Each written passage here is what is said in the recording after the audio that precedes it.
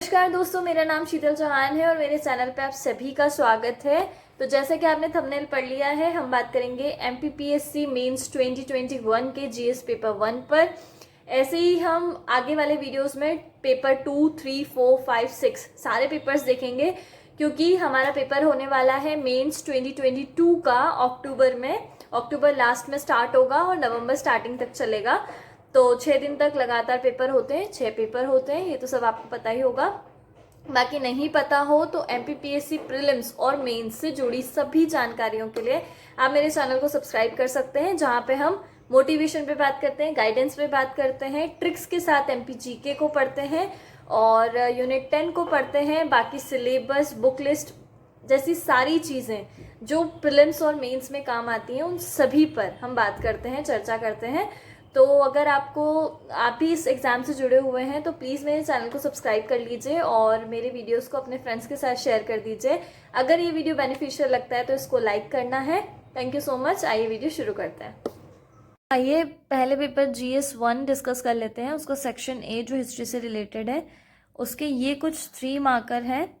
15 ऐसे 3 marker question आते हैं। तो फर्स्ट है कौमुदी महोत्सव, सेकेंड आप देख रहे हैं सूत्राध्यक्ष, थर्ड बात कर लेते हैं श्री हर्ष सियक, उसके बाद पूछा है ख्वाजा ताश, चांद बीबी, अमीनी आयोग, बाकाश्ता, हृदयनाथ कुंजरू के बारे में पूछा है, फिर भारतीय स्वतंत्रता बिल, कर्मवीर, मच बहुत इजी है, हमारे एमपी से रिलेटेड है, हमारा स्टेट ड्रामा। उसके बाद बर्मन मेला, उसके बाद पूछा है जिजक भुक्ति, उसके बाद पर्सनालिटी पूछी है तुकोजी राव थर्ड होलकर, उसके बाद दोस्त मोहम्मद खान। ठीक है, कुछ 3 मार्कर डिफ़िकल्ट आए हैं, तो कुछ बहुत इजी है और कुछ मॉडरेट लेवल के। ओके, अब बात कर लेते हैं हम लोग सेकेंड टाइप, जिसमें पूछा जाता है शॉर्ट आंसर टाइप क्वेश्चन। ये 10 होते हैं, 10 शॉर्ट आंसर टाइप क्वेश्चन, जिसमें आपको 5 से 6 लाइन्स लिखनी होती हैं।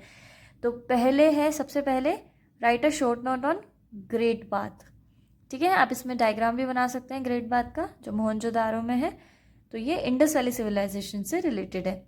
सेकंड प्रश्न है डिस्कस अबाउट 3 ऋण, जो 3 ऋणों के बारे में आपको बताना है इन इंडियन कल्चर।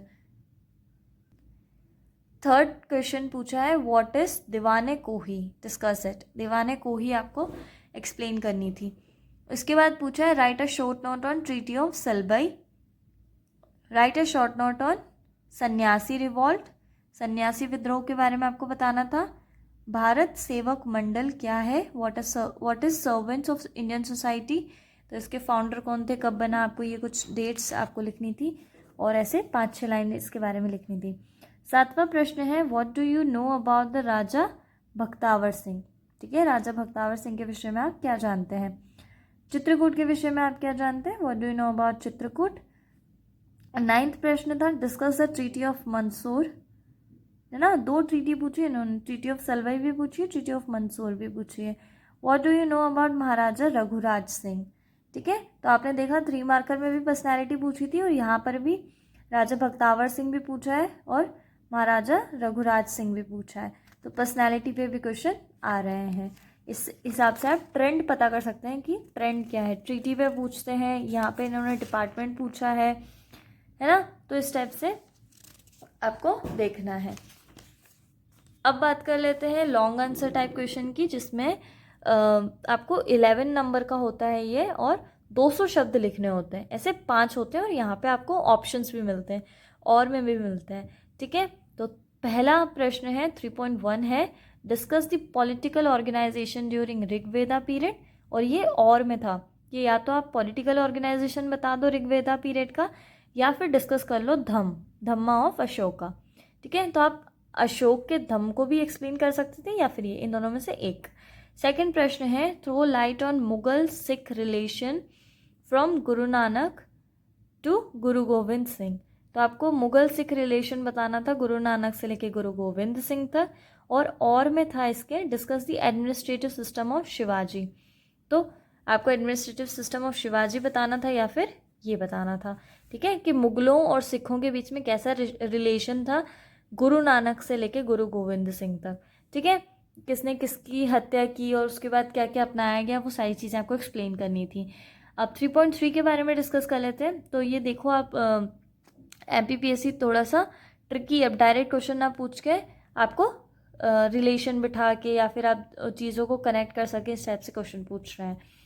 3.3 है, what was the nature of the revolt of 1857। ये बहुत ईजी है, 1857 सब पढ़ के जाते हैं।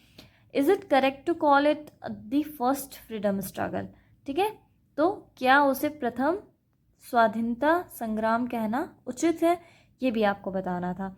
और में इसके लिखा है, what do you mean by Indian renaissance of 19th century, discuss the causes of Indian renaissance, मतलब आप उससे क्या समझते हैं और उसके कॉजेज भी आपको समझाने थे। तो ये दोनों और में आया था। अब 3.4 पे बात कर लेते हैं। तो चौथा लॉन्ग आंसर क्वेश्चन कौन सा था, throw light on non cooperation movement in Mahakaushal region, आपको महाकौशल रीजन के नॉन कॉपरेशन मूवमेंट के बारे में बताना था। या फिर और में था, describe the main feature of folk painting of Nimar and Malwa, ठीक है, निमाड़ और मालवा के फॉक पेंटिंग के बारे में आप बताएं। अब पांचवा है, evaluate the personality and contribution of Ahilyabai Holkar, तो आपको अहिल्याबाई होलकर यहाँ पे भी पर्सनैलिटी पूछी, ठीक है, 3 मार्कर में भी थी और 5 मार्कर में भी थी, और यहाँ लॉन्ग आंसर में भी अहिल्याबाई एक पूछा है इन्होंने, और में भी इन्होंने पर्सनैलिटी पूछी है, evaluate the contribution of Shankar Shah and Raghunath Shah in the freedom movement of 1857, ठीक है, शंकर शाह और रघुनाथ शाह का 1857 के फ्रीडम मूवमेंट में क्या योगदान था, इसके बारे में आप बताएं। तो इन दोनों में से एक करना था। तो ये 5 लॉन्ग क्वेश्चंस थे। ये हमारा सेक्शन A कंप्लीट होता है। अब बात कर लेते हैं सेक्शन B पर, ठीक है, खंड ब पर। वापस से 15 ऐसे ही प्रश्न आएंगे, 3 मार्कर 15 प्रश्न आएंगे, जिसमें आपको 3-3 लाइन लिखनी होती है, या फिर अगर 1 लाइन में भी हो जाए तो वैसा कुछ लिखना होता है कि 3 नंबर मिल जाए, सब जो पूछा है उस हिसाब से आपको लिखना होता है। तो पहला है, ये ज्योग्राफी से रिलेटेड है, वो हिस्ट्री से था। तो पहला प्रश्न है, माउंट किलिमंजारो जो माउंटेन है is situated in which continent. अब आपको अगर कॉन्टिनेंट पता है तो डायरेक्ट कॉन्टिनेंट का नाम लिखिए, आपको 3 नंबर मिल जाएंगे। तो कुछ ऐसे डायरेक्ट क्वेश्चन भी आते हैं जहां आप समय बचा सकते हैं, क्योंकि समय की कमी होती है हमारे पेपर में, आपको पता है, ठीक है। तो सेकंड पढ़ लेते हैं, what is the epicentre of earthquake. Third है, what is tornado and mainly in which countries are they found, ठीक है।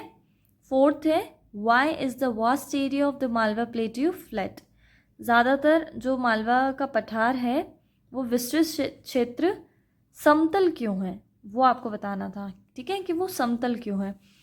अब फिफ्थ है, Barak river is the main river of which 2 states of India, Barak river कौन सी 2 स्टेट्स की main river है, ये बताना था। व्हाट इज एल नीनो, ये एक्सप्लेन करना था, एल नीनो क्या है। Why is the Narmada river called the lifeline of Madhya Pradesh, Narmada river को मध्य प्रदेश की जीवन रेखा क्यों कहा जाता है, ये आपको बताना था। उसके बाद पूछा है, which physical region of Madhya Pradesh is the most extensive and important from the point of view of forest, forest के हिसाब से कौन सा फिजिकल रीजन मध्य प्रदेश का सबसे ज़्यादा एक्सटेंसिव है और इम्पॉर्टेंट है, ये आपको बताना था। ये 8वां प्रश्न था, ठीक है। आगे बढ़ते हैं 9th प्रश्न की ओर। 9th क्वेश्चन पढ़ते हैं, Balaghat district of Madhya Pradesh is famous for which mineral deposit in the country, तो जो बालाघाट ज़िला है वो देश के किस खनिज भंडार के लिए प्रसिद्ध है, ये आपको बताना था। 10वां है, व्हाट इज़ हाइड्रोलॉजिकल साइकिल, जलीय चक्र आपको एक्सप्लेन करना था। अब ये एक बहुत बड़ा प्रश्न है जिसको आपको 3 नंबर में लिखना है, तो ये वहाँ पे आपका चेक करते हैं कि आपकी एबिलिटी कैसी है, आप बड़े प्रश्न को छोटे बना के कैसे लिख सकते हैं, ये सारी चीज़ें वो चेक करते हैं, ठीक है। 11th है, what is water resource management, direct प्रश्न है, right the name with state, place and year of 2 major earthquake that occurred after 1950 in the peninsular India, तो आपको स्टेट बताना था, स्टेट में जगह कौन सी है, और साल बताना था जो अर्थक्वेक आए हैं 1950 के बाद पेनिनसुलर इंडिया में, ठीक है। तो ये एक 3 मार्कर था। What what is meant by remote sensing, ये 3 मार्कर में पूछा गया था. Right the definition of vector data in GIS. ठीक है, तो GIS और GPS के भी 3 मार्कर पूछे गए हैं. रिमोट सेंसिंग पे भी 3 मार्कर है. और अब बात कर लेते हैं शॉर्ट आंसर टाइप क्वेश्चन की, जिसमें आपको 5-6 लाइन लिखनी होती है और 50 शब्द लिखने होते हैं. ठीक है, पहला है why the Aral sea was called a dying saline lake. ठीक है, अरल सागर को मरती हुई लवणीय झील क्यों कहा जाता है, ये आपको बताना था. How does a volcano form, volcano किस तरह से बनता है, ये ज्वालामुखी, उसमें प्रश्न था. Give a brief description on Luni river, जो राजस्थान की वो लूनी रिवर पे आपको बताना था. How can we conserve the minerals of India, ये आपका 4th है. 5th प्रश्न पर बात कर लेते हैं. Write a short note on diamond mining projects in Madhya Pradesh. 6th है under which scheme the ministry of tribal affair has given benefit to particularly vulnerable tribal groups of Madhya Pradesh and what are the criteria for identifying them. ठीक है, ये vulnerable जो है हमारी tribal groups उन पे है, जो 3 है ना हमारी मध्य प्रदेश की कमज़ोर आदिवासी समूह, उनके ऊपर आपको स्कीम्स के बारे में बताना था. What is arsenic and what are the various sources of arsenic.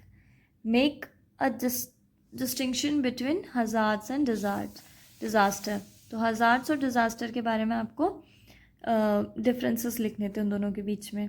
Name the application of remote sensing for earth resource management. ठीक है, what are the application of geospatial information. ठीक है, तो GSI पे, इस पे यहाँ पे आपको GIS पे यहाँ पे ये चीज़ लिखनी थी, एप्लीकेशंस लिखनी थी उसकी. अब लॉन्ग आंसर जो कि 5 आते हैं और 200 शब्दों में लिखने होते हैं. तो पहला है डिस्क्राइब ग्लेशियल इरोजन लैंडफॉर्म, और ये अथवा में पूछा जाता है और में पूछा जाता है. तो सेकेंड ऑप्शन था आपके पास describe the topographies created by process of volcanic eruption. आपको इन दोनों में से एक करना था. ठीक है, अब लास्ट पेज हम डिस्कस कर लेते हैं पेपर 1 का. सॉरी, पता नहीं लाइट.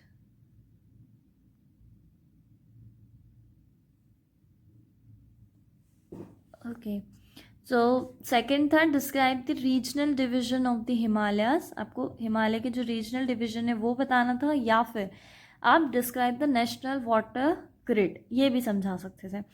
थर्ड है describe the physical feature of Malwa plateau, या फिर mention the problem of soil erosion in Madhya Pradesh. इन दोनों में से एक करना था. Describe the major pollutant of water, water के मेजर पॉल्यूटेंट्स के बारे में बताएं, या mention the national policy of disaster management.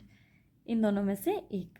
Discuss the meaning and benefit of remote sensing. Remote sensing उन्होंने वहाँ पे भी पूछा था 3 मार्कर में भी, और यहाँ 11 मार्कर में भी उन्होंने पूछ लिया. ठीक है, और में क्या दिया है, mention the function of the control division of GPS, describe its use.